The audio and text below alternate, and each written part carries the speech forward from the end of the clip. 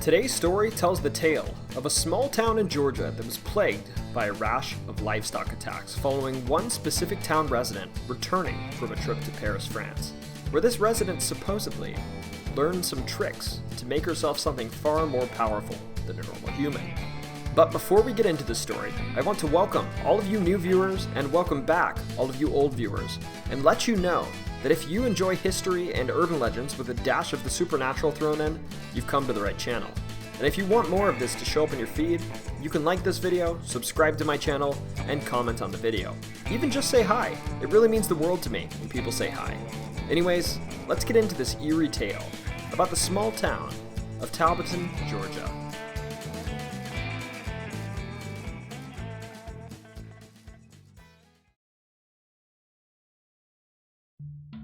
Emily Isabella Bert was born in July of 1841 in Talbotton, Georgia, to a prominent upper-class family in town, which owned many homes and lots of land.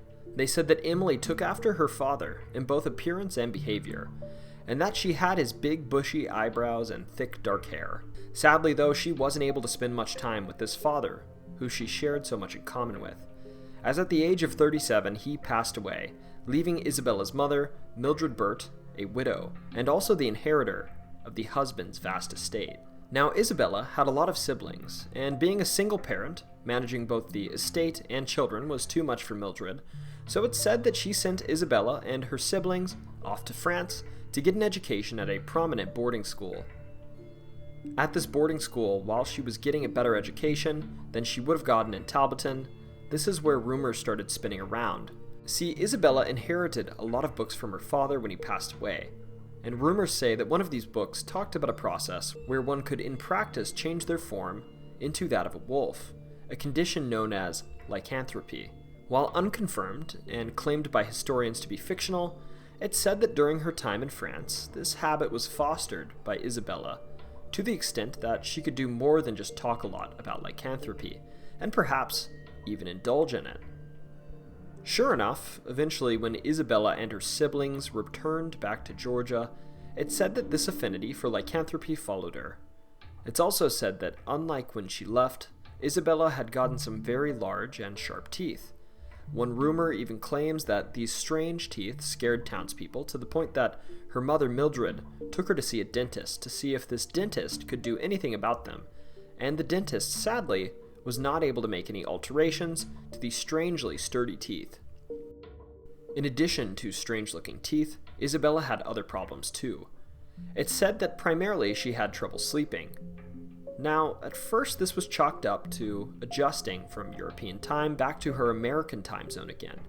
But after a while, it was clear that Isabella was suffering from genuine insomnia. This insomnia eventually turned into family members noticing that Isabella wasn't in her bed at night. Apparently, she'd been slipping out of the house when nobody was looking, and according to her, going for midnight strolls in the woods. This didn't sit well with Isabella's mother, though, who knew something peculiar was going on, and that midnight walks in the woods were not a normal thing for a kid to engage in. Now, this habit was brought up to a doctor, which supposedly gave Isabella a controversial treatment for this insomnia, an elixir made from an addictive substance named opium. For a while, it's said that this did quell her insomnia, but they say that as the nights grew nearer to one with a full moon, that not even this elixir could keep Isabella asleep, and eventually her habit of coming out of bed and roaming the countryside returned. Around this same time, something else peculiar was happening in Talbotton. In addition to Isabella's midnight strolls, farmers were dealing with livestock being culled. First it was sheep, then some cattle were attacked, and eventually one of Isabella's sister's love interests, one William Gorman, brought these occurrences up to the family directly. He mentioned to the family that the local farmers planned to go out and hunt and to find the beast that was attacking the local livestock. Now apparently the family was largely uninterested in these happenings, with the exception of Isabella, whose interest was piqued by this claim and had a suspiciously long list of questions for William. Now William wasn't bluffing. After months of finding their livestock's bodies littered across fields, an expensive problem for the farmers, a nightly hunt was formed in the town. They'd go out night after night with their weapons, looking for the creature doing this to their sheep and cattle. But they had no luck at first. They couldn't find the creature, or any sign of it, and this is when the farmers went to visit a strange old man. Legend has it that this old man was a hermit from a country in Eastern Europe, and when the farmers came knocking on his door, it seemed that he was almost expecting them. The old man almost seemed to find their conundrum funny, and he explained to the farmers that what they were hunting wasn't a simple wolf or just a pack of coyotes, but rather this was a beast that could only be brought down by silver.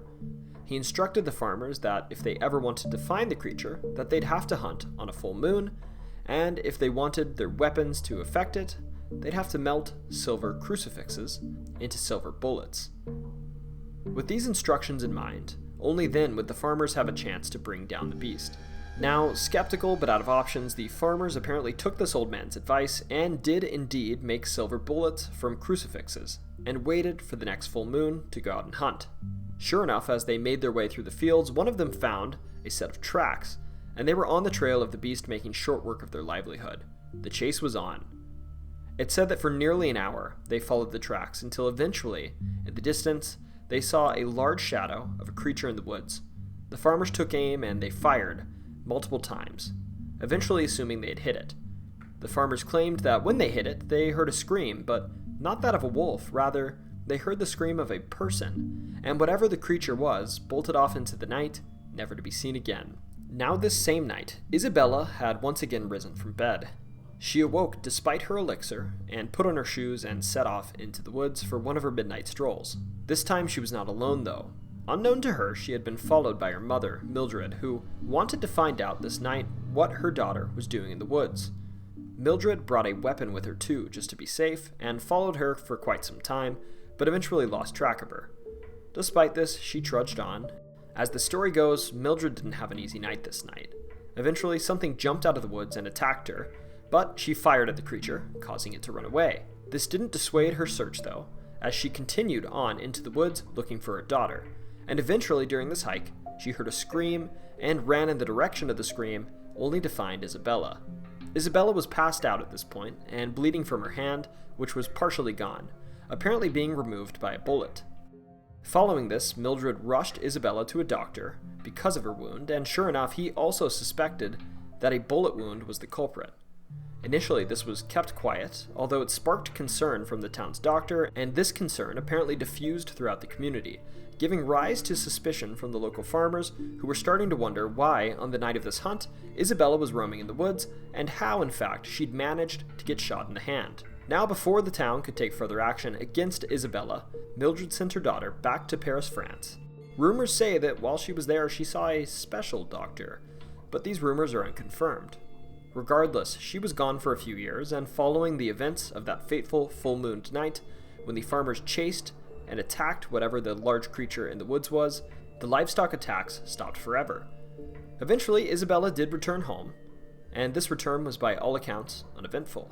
She simply returned home and eventually inherited the Burt family's 300-acre estate in Talbot County, Georgia, as well as their house and land in Bullockville and another plot of land in Columbus, Georgia, living out her days managing her vast estate.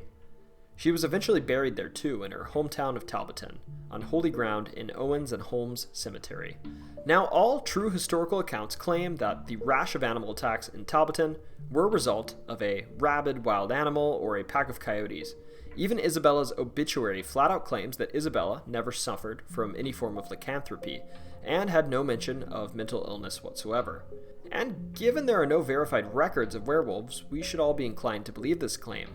But regardless, locals still occasionally ponder if buried in the Owens and Holmes Cemetery is someone that was once not quite as human as her gravestone suggests, and sometimes folks in town claim to see the shadow of a large lanky creature roaming the fields of Talbotton, Georgia, and wondering if perhaps this was the wandering spirit of a woman or creature that never quite went to rest.